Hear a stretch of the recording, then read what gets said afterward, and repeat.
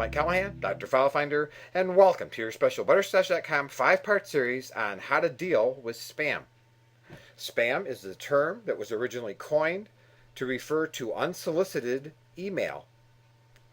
Today, spam is used to refer to unsolicited messages in a variety of things like instant messages, faxes, search engines, and so on. If you wonder how it became spam, which is also a product from Hormel that stands for spiced ham, it originated in a skit on Monty Python.